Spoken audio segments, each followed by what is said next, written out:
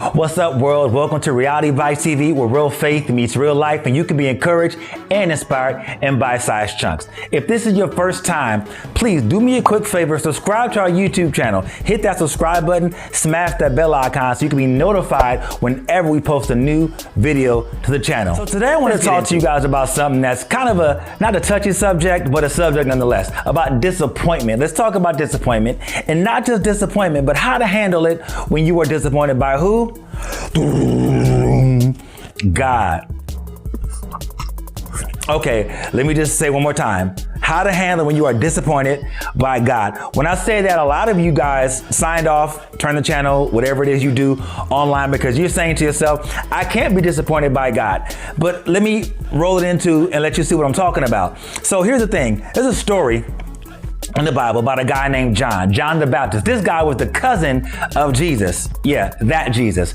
This guy was sitting in jail, and he sent his disciples back to tell Jesus, he's like, listen, man, are you the one, the Messiah that we're looking for, or should we find another? Now, this is only a few chapters after this same John was talking about Jesus coming, saying, hey, there's one that comes whose shoe sandals or shoestrings I'm not even worthy to tie up.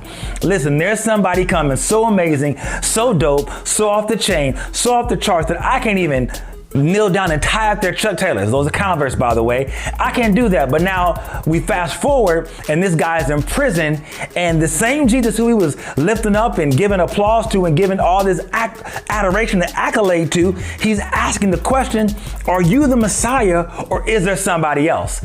Now, here's why that's so big for you and I, and here's why there's something we need to tackle when it comes with us being disappointed by God or by people, but by God, because that's what we're talking about.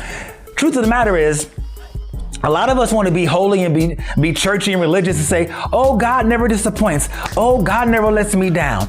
And technically, that may be true, because we find out that our disappointment comes from unrealistic or misplaced expectation, which means there's an expectation that you and I had that caused the disappointment to come. So when we're looking at John, this guy, he was expecting the guy who he was giving the Messiah accolade to come through and rescue him. So when he didn't show up in the specified way, now here's the thing, fast forward, John dies. But when, spoiler alert, when he didn't show up in the specified way he expected, then his divinity, his purpose, his role came into question. Now let's even just remove it from God and talk about your people, talk about your friends, talk about your family. How many times have you been disappointed by each of those entities, those people in your life, based on expectation that you and I had on what would happen? Whole other story, because you could probably think in your mind right now about 1 million people who have let you down and disappointed you. Some for valid reasons, but half or maybe the majority because you and I expected something that's just not gonna happen. So now let's jump back in, put the story back together with God. Expectation broken because of something I was looking for him to do, looking for Jesus to jump in and show up, and he wasn't going to do that. That wasn't the role, not this time at least. Now here's why I'm even speaking about the issue, because I'm looking back over 8 months, and many of you know because I've talked about it, in not glowing terms, but I've talked about it, that I've been unemployed, searching for a job. And the Christian in me says, hey God, I've been praying. Hey God, I've been fasting. Hey God, I've been reading. Hey God, I've been going to church. Hey God, I've been giving. And guess what? If we deal in a transactional form of our faith, and we'll talk about that another time, it causes us to think, and this is what people will tell you, that God will show up and expect when this happens. Now, here's the thing. You can't do God like that. He's not a genie, neither are the people in your lives. So when John the Baptist is like, listen, why am I trusting you if you're going to let me die? That, if we're real about it, that's what you and I oftentimes would say to Jesus.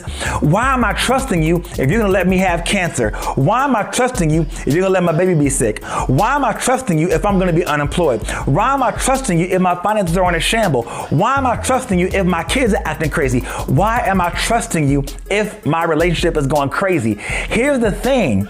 The trust, the expectation that we have oftentimes is unrealistic. Not saying God can't just squash and do all that stuff, but here's the thing. I have to get to a place where my fidelity and my trust is not shaken because the circumstance has me shaken. You know what I'm saying? That's what we can't get to that place. And I think that's where John was at that particular moment. And I want you and I to be realistic today, or let me rewind, be real today and acknowledge that sometimes we get disappointed in God. I'm not saying whether it's valid or invalid. I'm not going to speak to your story. That's your own thing. But I do want us to be honest and say, listen, sometimes I am upset with what I'm expecting God to do and what he does or does not do. That's only being real. And it's saying that if I can acknowledge that I'm upset right now, God can then turn around and do something to fix the trippy place that I'm in right now in my head about what he's supposed to do and what he's not doing. You got what I'm saying? You feel what I'm saying? You understand? Capiche? Any of that good stuff?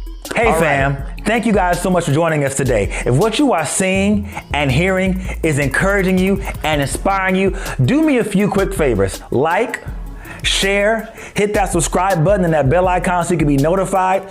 Tag friends in this video. If you're on Instagram, tag them. Facebook, share it. Share the YouTube link. Let people know we're here on Reality Bites TV. Find us online at DeonEvansLive.com, at Facebook at Reality Bites TV, Instagram at Reality Bites TV, and on YouTube at Reality Bites TV. Listen, we'll be back next time to talk about the second part of this whole thing about expectation and disappointment. Join us next time on Reality Bites TV, where real faith meets real life. I love you guys so much. Talk to you guys soon.